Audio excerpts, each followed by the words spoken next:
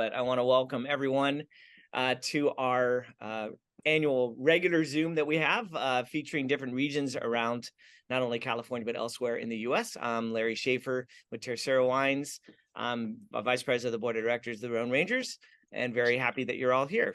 We have a great panel, and our focus this month is on the North Coast. So the North Coast is a grouping of about 6 different counties.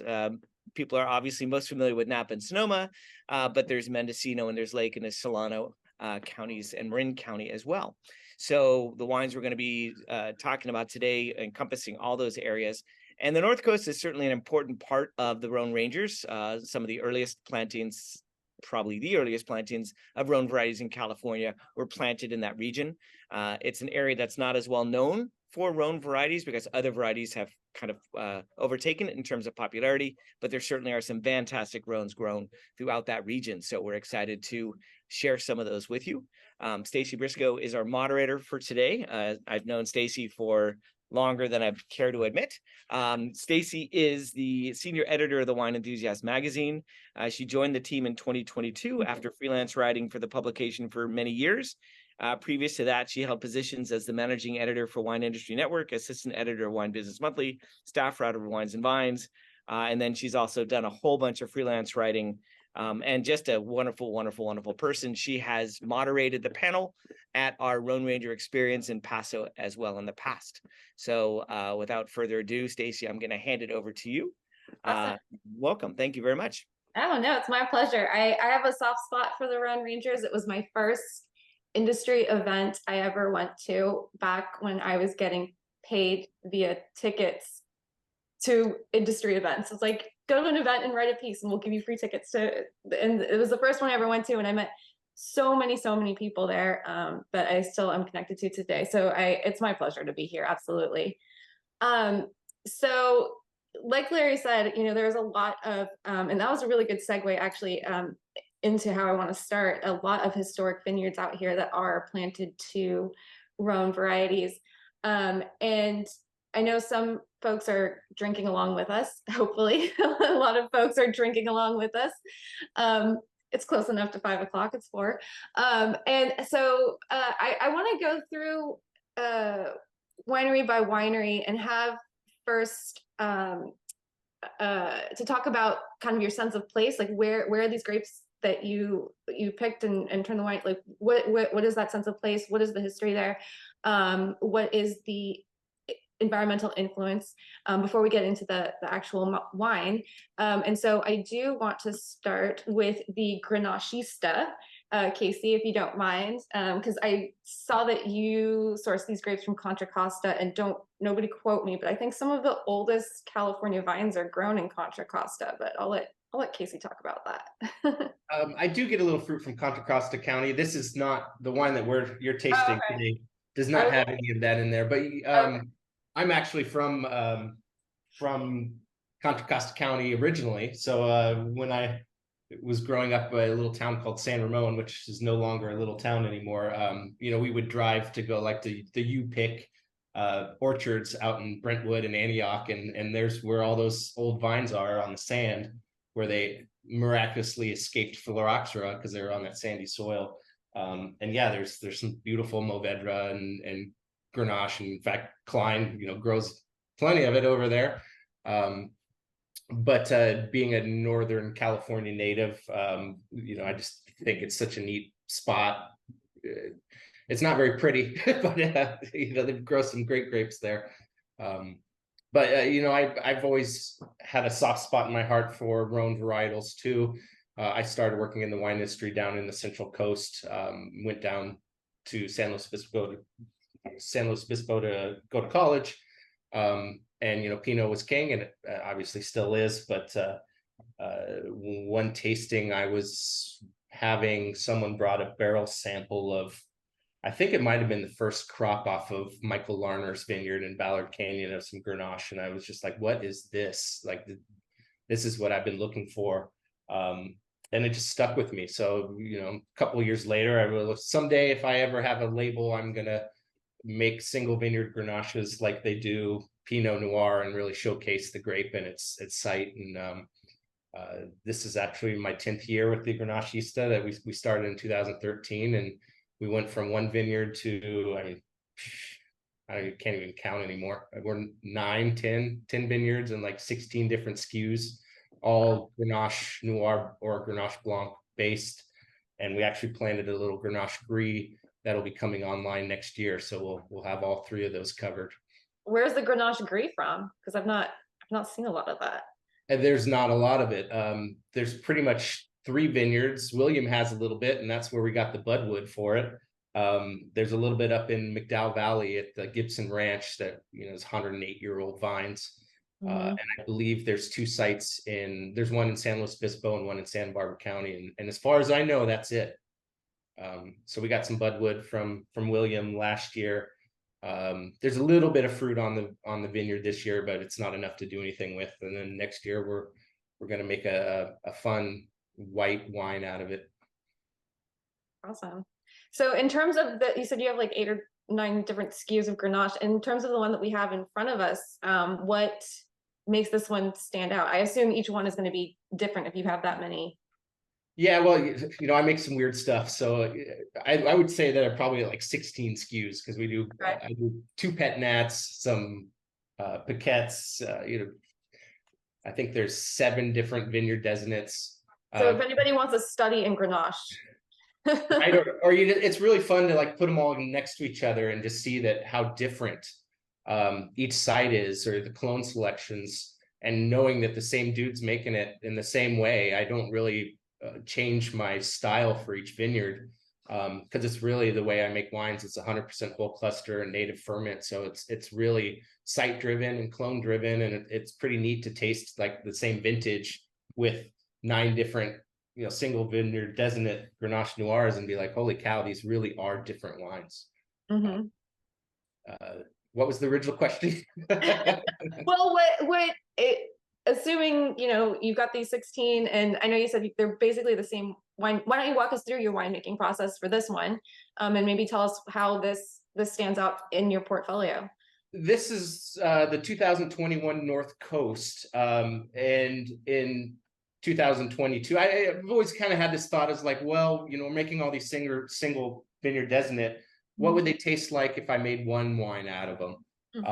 And, you know, I'd play with that in the cellar and take samples and taste it. And like, that's great, but it's not really what I'm doing. It just doesn't make sense in my lineup. Well, in 2021, we finally got to the point where I had enough wine, a couple barrels of this and a couple barrels of that to blend together. And that's what this is. This is the North Coast. So it's pretty much 1 barrel of each of the vineyard designates blended together and bottled that way. And it's really the sum of all its parts. It's really interesting wine, varietal correct, in my opinion, and just showcasing Grenache in general rather than like, all right, this is clone 362 from, you know, Rocky Hillside. This is, it was really just more of an experiment, which is my favorite thing to do. Well, to me, anyways, it is very, like, for anybody that loves Grenache, it's got that ripe, bright cherry pop. And so you do, you said you do whole cluster. What else kind of goes into your winemaking process? That's pretty much it. I mean, I take the grapes and I dump them in a tank, and I do some foot trotting on them, and then it's 1 pump over a day until the juice is dry, and then I squeeze it. And it's usually comes out at 7 to 8 bricks, so it still has to ferment a little ways. I leave it in tank for a couple extra days, and then put it in the 500-liter puncheons. And in the last few years, I've been buying some new ones. Originally, it was all neutral, but I've kind of evolved into. I have to back up a little bit. I now make enough wine where I can use some new oak and not be like overpowering. So I do buy a few new puncheons every year. And then they sit in for 2 years, and I bottle them unfined and unfiltered. So it's really minimalist winemaking. I try my hardest not to abstract anything out of it. You know, that's not always, doesn't always go the way I want it to. So I'm not adverse to adding some yeast nutrient during fermentation. I do believe in sulfur because I've been burned by trying not to use sulfur. But I keep it, at a minimum just to keep it stable. And I really just try to showcase, what comes off of that vineyard with as little of my manipulation as possible. And that's really been an evolution, because when I first started this project, I think every winemaker probably does this, but it's like tinker and touch and dote over lots. And the more I've done this, the more I'm like, just let it be. And, in my opinion, it makes better wines. I find wines that are kind of tinkered with kind of clunky. So I have to ask, because I always ask this question, what's your favorite food pairing with this wine? Well, my wife's actually a cheesemonger, so it's cheese. Any cheese or specific cheese? Pretty much. She's been buying lately. She's the Northern California cheese buyer for Whole Foods, so she gets all the good stuff. So there's a blue cheese that comes from Rogue River Creamery, but they only make it on the winter solstice, and it's wrapped in pear leaves and an organic pear liqueur, and it is the best. And so it's crazy expensive too. It's like $46 a pound or something, but our cheese drawer right now is filled up with that. So that's what I've been munching on with all the Grenaches. All right, I'm getting her information offline. If William is online, I see his box. Will, are you with us? Oh, you are with us. Hey, you're still on mute though. Sorry, I'm running around like a crazy person for my final pick tomorrow of my vineyard. Yeah, I can imagine that a lot of you are kind of here in between things. So thank you guys for being here in the first place. And so, Will, why don't you tell us a little bit about what you have presented us? We've got an old vine Carignan, yeah? Yeah. I was going to bring my vineyard to Grenache, but Casey beat me to it, so we didn't do that. And Grenache Gris, we don't have any right now, and it's not considered in the family because it's not officially recognized. So when the lineup, and based on we just released a bunch of new wines, I'm super stoked about the 2020 Carignan. We've been saying 75-year-old vines for 5 years, so it's about 80 years old now. It's the Trimble vineyard up in Hopland. Like most of our vineyards, we don't buy on tonnage contracts. We lease sections of vineyards, which has its ups and downs in certain years. But so I share half of this with Alex from Porter Creek. We actually make it into 4 different expressions of wine: 2 can sparkling, a carbonic, and then this just regular Carignan.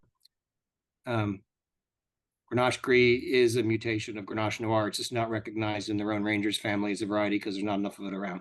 I could have poured it anyway. I didn't have any.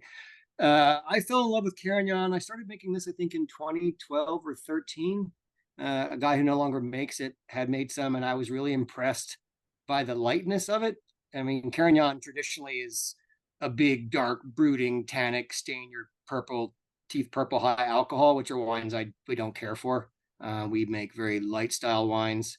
This one's only 11.8 according to your tech sheet. So yep, 11.8%. We pick it early, even though this is in Hopland, Mendocino. It's in a kind of rather cool section, so it doesn't get very hot or ripe. Typically, it's you can't get it over 22 bricks if you try, which we don't care to. We do 2 picks first earlier for Carignan. Kind of like Casey, we are definitely people that are we label ourselves as part of the natural wine movement.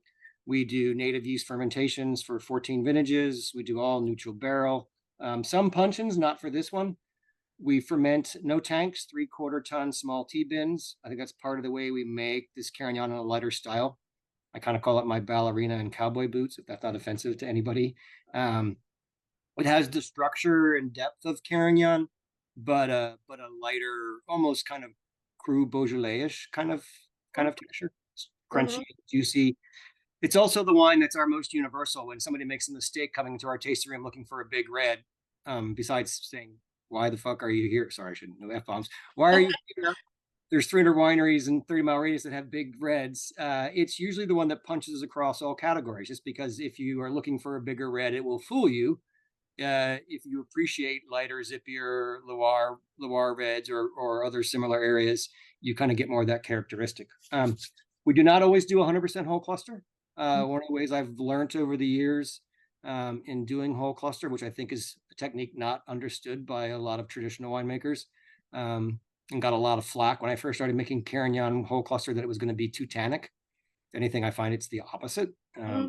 But we don't always do whole cluster as we monitor grape chemistry, not to go too far into the weeds, but whole cluster fermentations does increase the pH of the wine, which then makes it need more sulfur to be microbially stable. I've witnessed over 2 droughts that as grapevines get more stressed from lack of water, and this vineyard is dry farmed, that the malics tend to go up. And so if you pick at 3-4 pH, have a high malic shift and stem inclusion, you could end up at pretty high. So I'd make a decision on stem inclusion also based somewhat on grape chemistry. Kind of like Casey, I've learned the hard way over years, being a no addition winemaker other than sulfur, to not plant landmines for myself. And one of those is to just to monitor the grape chemistry before we make decisions like that. No, I mean, that makes sense. It's super smart. And I know we have both consumers and industry folk in here, so I'm sure a lot of other winemakers are taking notes. and you could ask 6 of us the same question, you'll get 8 different answers. That's the way winemaking and I'm learning grape going goes, and we all think we're absolutely right. So my philosophy does not mean that somebody else's is wrong and vice versa. It's just I stick to what's tried and true after 14 years. And my philosophy is, if it's not broken, don't fix it. No, it's interesting too, because the process of whole cluster too is what gives it that kind of bright cherry freshness, kind of similar to like a Beaujolais, or like you said, like a Loire red. And I forgot to mention that both yours and Casey's are the ones that I left in my cellar, because I've actually had both of your wines before. I actually enjoy, these are what I would call chillable reds. I mean, you can have them at room temperature and they'd be totally fine, but I am one of those people, if I have a chillable red, I'm totally going to chill it. So for folks out there that are into that, I think that's a kind of a fun thing that both of your wines are capable of doing. And in terms of the like you mentioned, the tannins are there, they're present. It's enough to give it structure, but it's not taking away from any of the fruit that you want to bring to the forefront. Yep. We also call it our Netflix binge watching wine, which sometimes people are like, what does that mean? It's a bottle of wine that we will enjoy when we're binge watching something, and sometimes towards the end of the night, I want something that has a little more weight and heft, but I don't necessarily want the alcohol being my second bottle or third, depending how long we've been binge watching. So it's a great kind of fireside wine. Regarding cellaring, when would Carignan reach its peak? Well, every producer would be different. Every vintage would be different. We typically need 1 to 2 years bottle aging on ours. We have a kind of a core philosophy. We do not release wines in any schedule or even vintage order. Although the Carignan's been pretty significant. I find that it bottle ages fairly well. We've tasted back through 13s most recently. But I would say generally 2 to 4 years of aging of proper cellar temperature. We also just don't release wines until they're ready to drink. So when a customer buys a wine, our core market is generally urban people, and a lot of millennials. There are people living in New York and San Francisco and LA don't have 300 bottle cellars to stave stuff. So we try and bottle age them as long as we can until we feel they're drinkable. But if you have a cellar and can put them away, they certainly will. This wine will reward a few years of that. Good questions. I see a few questions that actually I'm going to save for the end, because I want to bring it up to the whole group after everybody's had a chance to talk. So thank you, Will. I will also say it's perfect for Mario Karting. So for those of you that prefer to binge your video games over your Netflix, Mario Kart with your best friend and a bottle of this. Cool. Let's see. Let's go on to, I have them in my very special order. Oh, we're going to talk to Tom now at Cline. And I apologize. This is the one that's from Contra Costa County. Yeah. So why don't you tell us, I know we got a little bit of a sneak preview from Casey, but why don't you tell us a little bit about that area and the vines that you work with there? Yeah, so I'm Tom Gendall, the winemaker for Cline Cellars, Fred Cline, who started Cline Cellars, was an original Rhone Ranger and started making wine all the way back in 1982. In Contra Costa. So I was out there on Tuesday with another wine writer visiting the vines. The oldest vines that we were visiting were planted in 1906. So this comes from some of those vines. 1906, the Mourvedre planted. Actually, 1920 and 1906 is when those vines were planted. Beautiful old head-trained vines in really, really sandy soils. So Italian immigrants came from Europe in the late 1800s and early 1900s and just started sticking vines straight in the ground in Contra Costa in this beautiful sandy soil. Went through phylloxera because of the sand. Phylloxera, being a louse, can't actually climb over the sand granules from granule to granule, and that's why sand is almost a natural repellent for phylloxera. So you do find some still own-rooted vines out in super sandy soils throughout the world. And then they survived. It's interesting that these varieties survived because Mourvedre is quite a large berried variety. Carignan's an especially large berried variety. So to survive through prohibition, they could sell them as table grapes and still make money off them. And so that's why they survived. Nowadays, the major impact is the urban sprawl. So the vineyards are really, really fascinating because you're driving through basically suburbia, and all of a sudden there's 5 acres of vineyard, and then down the road there's another 10, then 20. We're farming around about 400 acres out there, so we definitely consider ourselves stewards of these beautiful old vines that we've been lucky enough to have. And so we have Grenache, we have Carignan and Mourvedre, and also some Zinfandel that was planted quite early as well. 1925 is when the Zinfandel was planted. So just these beautiful old vines. Not all of them are that old. Definitely it's more pockets of 1906 and 1920s and stuff like that. But there's a lot more plantings going on later on. But beautiful, beautiful, beautiful old vines, consistently yielding 2.5 to 3 tons an acre. We don't do too much. It's all dry farmed. It's right on the delta. We have a lot of influence from the Bay Area. The wind comes through Contra Costa, heading on its way to the Central Valley as it heats up. So the wind picks up at about 11 a.m.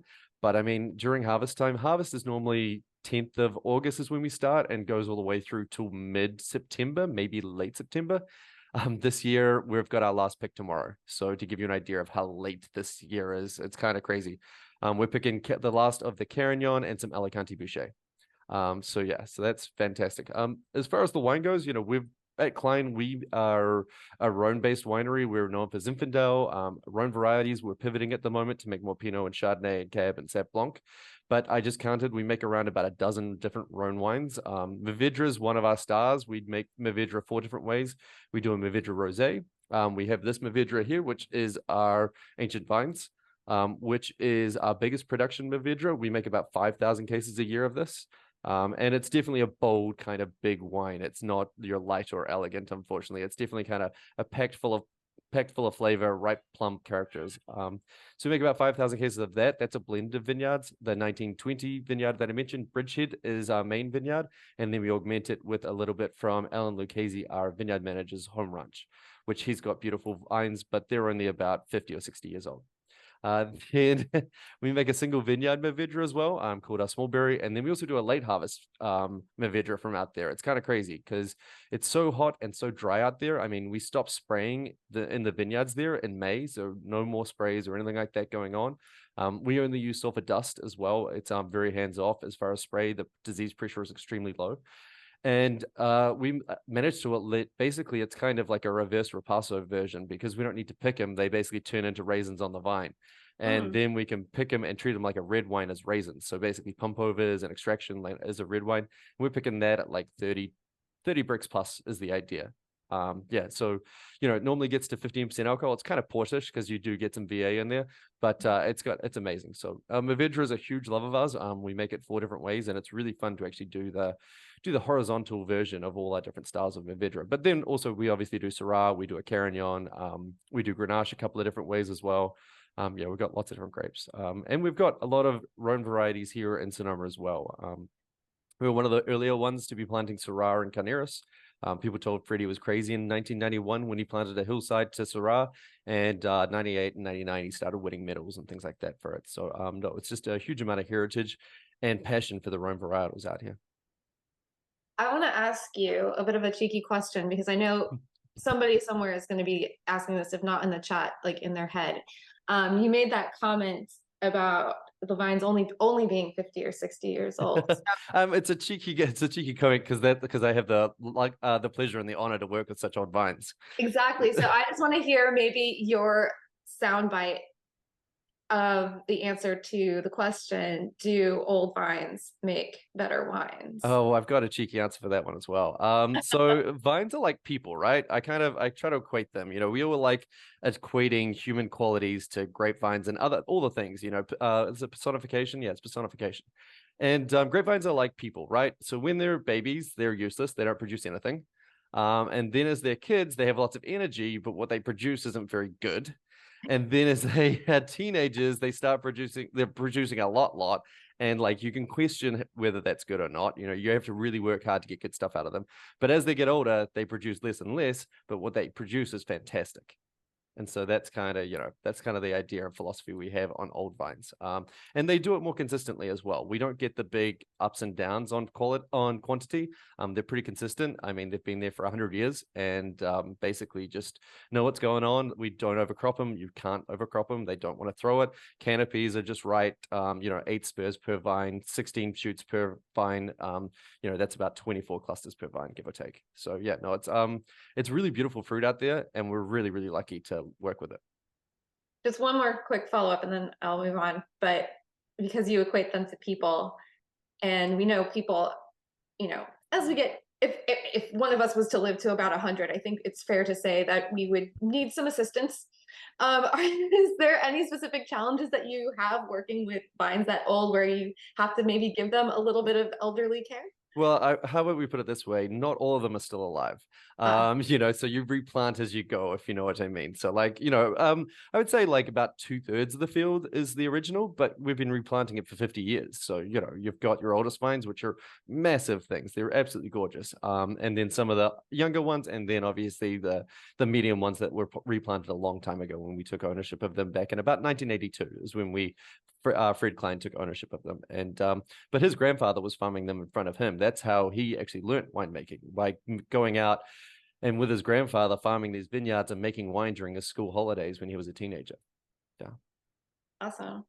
All right. I will, like I said, I promise everybody's going to get to talk. And I want to move on to Michelle from Minor, and you have your Syrah next. Yes. So today we're looking at our 2020 Syrah from Napa Valley. So this is 100% from the Fortunati Vineyard in Oak Knoll. There it is. I realized I had them behind me where nobody can actually see them. Yeah. So if you remember, 2020 was a difficult year in many ways. So we had a fire, the glass fire in Napa Valley that I think started on September 23rd that year. These grapes were picked on October 3rd. So the fire had been going on for a little while. We were definitely concerned about smoke taint, but being in Oak Knoll, closer to the bay, I think we got very lucky that a lot of the smoke from that fire was really moving directly west, not south. So we were definitely very concerned about it and kind of didn't know how the wine would turn out. And I would definitely say that for this particular vintage, it was challenging as far as winemaking, just kind of not knowing what to expect as far as smoke taint. And so, we had taken grape samples in for analysis at a local laboratory to kind of see what the smoke taint markers looked like. However, with Syrah naturally produces those chemicals just as part of its flavor profiles, like guaiacol, 4-methyl guaiacol, which are indicators of smoke taint, also are naturally found in Syrah. And for us, we were just very concerned about any smoke taint issues. So we changed kind of how we made wine this year. So we usually do some percentage of whole cluster, chose not to for this vintage because smoke can be in the stems. We used enzymes and fermentation tannins that we usually wouldn't use just because we wanted to get really big extraction. My philosophy as far as smoke tainted wine is you want to make the biggest most badass wine you can. So if there is any little bit of smoke taint, hopefully it just becomes part of the complexity of that wine. And if the smoke taint is really terrible, then there's nothing you can do. So, and then we also used only 100% neutral barrels rather than any new toasted barrels.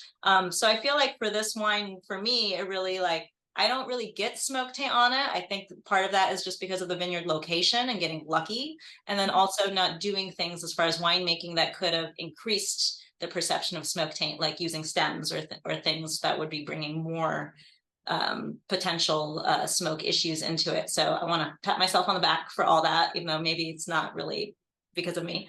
So I feel like it turned out really well given the stress of that year. And it was a new vineyard for us. Fortunati Vineyard was, I think this was the first vintage that we had gotten fruit from them. It's located kind of like right in the middle of Oak Knoll, silty, loamy soil with very good drainage. So a really great spot for Syrah. And we've been getting it since. And I'd definitely say that this wine, the 2020, is very true to what we're seeing from the subsequent vintages. Awesome. Yeah, to me, this is almost a very, like if somebody wants to set a bar for what California Syrah can be, because it has that smoky umami kind of flavor, not smoke tainty, but I would still say, like, when I say smoky, I don't mean it as a bad thing. If it was smoke tainted, I wouldn't talk about it. You know what I mean? So it has that really nice, like, you know, like it makes me want to have a piece of steak, which a good Syrah like probably should make you do. But I wanted to ask you, you know, since 2020 kind of made you shift, and I'm sure a lot of people have similar stories, but it sounds like you tweaked a lot of, even if just minor things in your winemaking to make sure that you had a good product for your customers. Have you carried on any of that? Like you're like, oh man, this really works. Like I'm going to do it next time, even if there is no smoke. I mean, one thing we did with this wine that was different was that we fermented in tank. Usually we were fermenting in bins, and I actually really prefer to ferment in tank in general, just because of like labor and being able to get a hotter fermentation. And so we've decided to continue fermenting in tank rather than fermenting in bins. I mean, this year for the 2020, we inoculated with a known strain of yeast, but usually we do a native fermentation. So I just kind of wanted that fermentation security, that particular vintage. So I can't say that really like changed it a lot or not, but yeah, the fermenting in tank was kind of the one thing that stuck, but we still want to go, you know, as far as like the style of Syrah that we're trying to make, we don't want necessarily to have to use a lot of additives like enzymes, fermentation tannins, things like that, because we want the vineyard to kind of show what it is naturally. You know, we don't want something over extracted. Syrah has a lot going on in there. There's a great tannin structure, but it's not something we want to be careful of over extracting. So I don't want to like rely on too many enzymes or things like that. Sure. Kind of go overboard. But yeah, so I think we got lucky, and it turned out really well. Cool. Well, I'll ask you, because I already said it made me want a piece of steak. So is there something that you enjoy with this particular expression of Syrah that you made? I think this vintage, especially because it does have that kind of smoky character, but more like that umami bacon. Yeah, umami. Yeah. So it's what you expect from Syrah. You know, Syrah's supposed to be a little bit smoky, so I think it definitely would pair well with barbecue, ribs, things like that for sure. Awesome. So just FYI, I have no dinner plans, so that's why I'm asking everybody. I'm like, oh, what should I, now that I have all of these open, like what should I be eating? That's my actual motivation. Cool. I'm gonna go on to Katie then, because we've been tasting single varietals, but Katie has our first actual Rhone blend. So hello, Katie. Hi. I think the last time I saw you, you were still pregnant. Probably. It's one of those things I felt like I was pregnant forever, but yeah. Why don't you tell us a little bit about first where you got your grapes from, Sure. and then tell us kind of how you decide. I know there were some questions about percentages of blends, and this might be a good opportunity to talk about that as well. Sure. So hi everyone, I'm Katie Bundschu, and I'll start by saying this is the first year that we've been members of the Rhone Ranger. My family is familiar in the wine space with Bundschu, But with GB, we focus on Bordeaux varietals and estate wines from our property. So I started Abbot's Passage as a way to get into Rhone varietals because that's what I personally like drinking. And so I have enjoyed being part of the Rhone Rangers because I'm learning so much from just everybody and participating in the events. So thank you first and foremost for having me, because I love listening to what everyone has had to say so far. But so the wine that we're featuring is a 2019, I call it Points Unknown. It's a Grenache Syrah Mourvedre blend, and it's actually my first foray into a Rhone blend. It's from the Steel Plow Vineyard, which is the most northern part of the Sonoma Valley AVA on the valley floor. It's right at the base of Sugarloaf Mountain, so it has a lot of rocky soil characteristics. And it's also, you know, it gets warm, but it gets sunrise in the morning, and it gets just a little bit enough of Carl the Fog, but not too much. It's always generally the last fruit that I bring in. We just picked it on Monday, which all of us are late, but like it's still always the last vineyard that I do pick, because it's cool up there, and so it takes a while to ripen. But it's also farmed by Phil Couturi, who could take up a whole panel and virtual event in his own right, just by who he is and what he does. But I've been working with Phil since 2014 with this vineyard. And, you know, with the one thing with working with Phil that you get used to is he generally calls all the picks for you. So he can tell you when when everything's going to be ripe, and you work with him to have him call the pick. And this GSM, I think William was talking about it earlier. This is probably generally the style of wines that I make at AP are a little bit more lighter and like fresh and bright. And while this wine is still that, it's still kind of weightier. And so when people come in to visit the winery that are looking for like a big wine, oftentimes they're disappointed in some of the reds that I make, but I do have this wine that kind of speaks to them a little bit more, and you know they tend to like it. So that is the GSM. Awesome. And I'm sorry, I can say for our audience what the percentages are, because I think there was a question. It's 61 Grenache, 21 Syrah, and 18 Mourvedre. 18 Mourvedre. And do you want to talk a little bit about like your blending process, how you trial that, and what you're really looking for in a perfect GSM blend? Sure. It kind of goes back to Phil too. So Phil basically he's kind of like, this is what we want to do, this is what we're doing. And you know, we have particular rows within the Steel Plow Vineyard that we've been working with now since 2014. And generally speaking, those year over year have been the same rows that we're working with. And you know, some years, depending upon, I know there was a question earlier about percentage of Mourvedre. There's been a couple years in which I've gotten more Mourvedre than Syrah, so it's been more of a Grenache Mourvedre Syrah blend than a GSM, and it's just kind of varies vintage to vintage to what the vineyard gives me and gives us to work with. But I mean, always it's the selection is the Grenache is going to be the base of that blend, and then the Syrah Mourvedre sometimes vary dependent upon the vintage. Awesome. Cool. Well, now I do want to open it up to folks that are listening and want to write in some Q&A. I'm going to mention the ones that I've already seen, but anybody that's listening, please feel free to keep typing in the chats. And the one that I wanted to touch on first, because a few of you have mentioned native ferments, and anybody can start. But the question was, is that more difficult in the cellar than inoculation? Yeah. Short answer. Yes. Short answer, yes. So like you're less likely to get it dry, and you got to run into problems.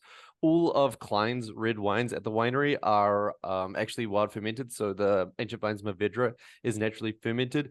We like to come ways around it. We have a couple of blocks we know always stick. So only like one or two of our wines we will actually inoculate on the red side. just because we know they're going to stick every time.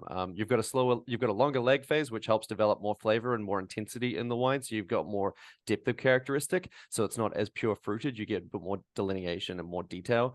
However, you can run into problems at the end. So you got to make sure that your house yeast and native ferments or natural ferments or non-inoculated ferments, whatever you want to call it. Generally, you've got fairly strong yeast in house, and Saccharomyces cerevisiae is pretty much going to be the thing that finishes it anyway. Is my opinion anyway, unless you've got a super clean facility and it's never seen commercial yeasts. Yeah. I mean, I was going to say that or if Casey, if you want to go ahead.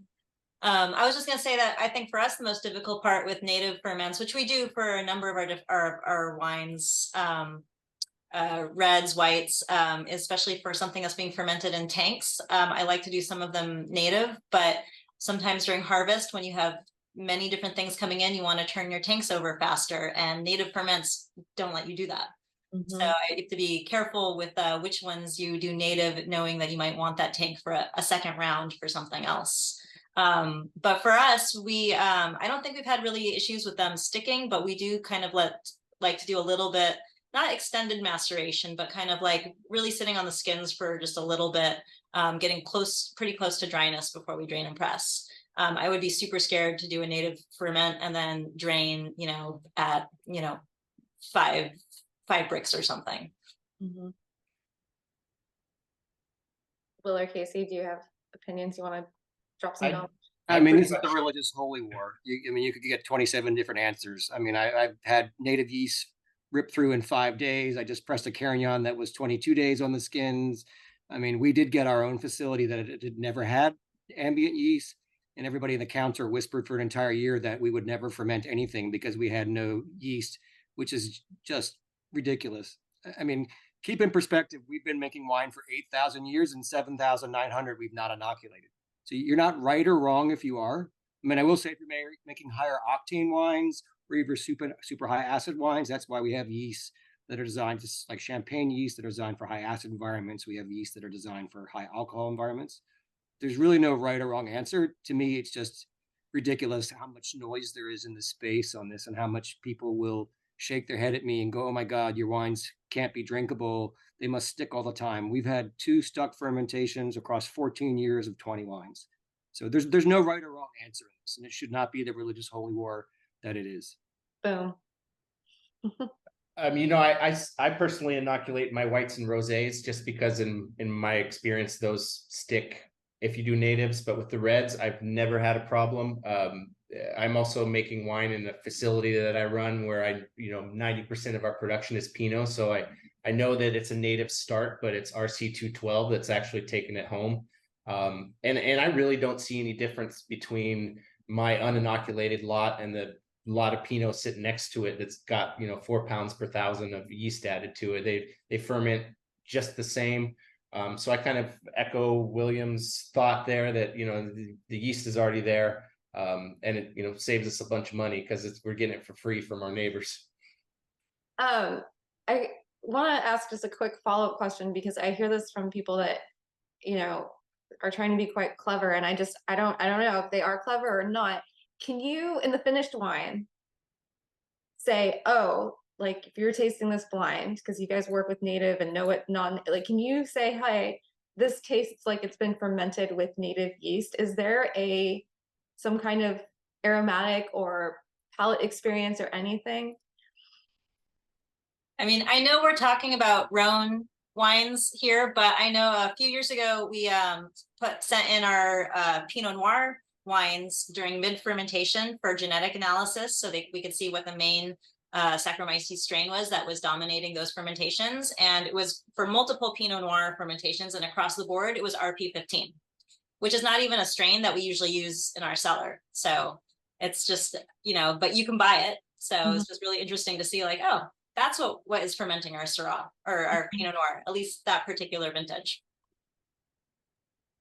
I think it's easier to see in whites as well, just because the aromatic compounds being created in inoculated ferments versus wild ferments. You can actually nail down the flavor compounds you're trying to achieve in white wines.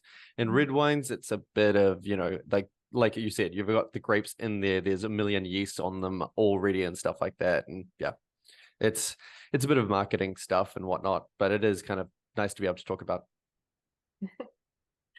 I saw a question, and this was specifically for Casey. Do you stir during the aging process? Was the question. I do not. In my experiments over the years with like Grenache Blanc, I used to stir, but I found one, it was just a waste of time. And two, it was messy. So no, but especially for reds, I see absolutely no reason to stir a red. In fact, I'd rather have the lees settle and start to auto lees. But with Grenache Blanc, I ferment and then age in a concrete egg. So I guess in some ways it is being stirred, but I'm not physically, stirring lees up out of the bottom. Mm-hmm. And does that contribute to the kind of lighter color that you get in your Grenaches as well? The fact that you're just letting everything settle down during the aging process? No, that's really from the whole cluster. You're just not getting quite as much juice to skin contact. I think that's pretty much it. Cool.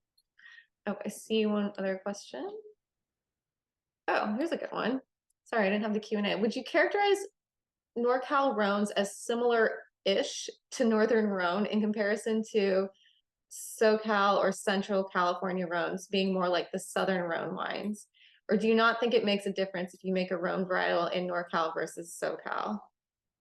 We're way hotter than Central Coast in our summers and falls, so I would think we're actually closer to Southern Rhone, and Central Coast would be closer to Northern Rhone. If there was a comparison, I don't think there is, but I mean, it depends on where you're sourcing your fruit from. I mean, Grenache Blanc is described by Jancis Robinson as flabby and lacking in acid. When you grow it in the West Russian River Valley or San Benito, it's anything but that. So, I mean, Sonoma County is one example. All different regions has, an insane amount of microclimates, and you can have a 8-degree temperature shift driving 10 miles. So, and that's the beauty of California, is that we have so many climates all over the place. Yeah, I would argue that it's you really can't compare California to the Rhone. I mean, people try to, like, Paso Robles has calcareous soils like in the Rhone. But when you look at, I know Napa for sure, we are far more arid here than you are in even the Southern Rhone. So if you look at what that does to fruit during ripening, as far as having like water kind of get sucked out of the plant as you approach ripening, I think it makes it really hard to say like this place is analogous to, France, which is on the other side of the world with different influences as far as soil, climate, so I don't know. I think that's the beauty of wine, is every spot is unique, and that's terroir. Awesome. Well, we are pretty much at the top of the hour, and I don't see any other questions. So thank you guys for entertaining us and answering all our questions and providing these beautiful wines. Larry, I'll send it back out to you to close us out. Well, Stacy, thank you very much. And thank you all you panelists. It was awesome. You guys all did a great job, and well done sidestepping some of the fun questions out there and making it apolitical. So I did want to mention a couple of things coming up. We have the next Zoom is going to be in December. That's going to feature Paso Robles wines, and the date is going to be announced shortly. In February, we have the Rhone Ranger Experience in Paso Robles, and that will feature about 70 wineries, many of which are on this panel. And that is taking place on Sunday, February 18th. Ray Isle, the executive wine director from Food and Wine, is going to be moderating the panel that Stacy has moderated in the past. There'll be a winemaker lunch, and then there'll be a grand tasting in the afternoon. So, and that event always sells out early. So if you are considering doing it, you might want to check with the Rhone Rangers. It's actually up on the website now, so you can purchase tickets now. And then we are going to be coming back to Northern California, back to Cline at the end of June. We did an event there this last year that was a celebration of Fred Cline being honored as a kind of a Lifetime Achievement Award for the Rhone Rangers. And they have graciously allowed us to host another event this year. So we'll be making that announcement. There'll be a Friday night dinner beforehand, and then the main event will be on Saturday. I think it's Friday and Saturday. So get onto the Rhone Rangers website and make sure that you are aware of all these things that are going on, and there'll be plenty of other announcements coming up shortly. But thank you all for joining us, and thank you again to the panelists. You guys did a great job. Thanks, guys. Ciao. Thanks, Larry. Cheers. Thank you.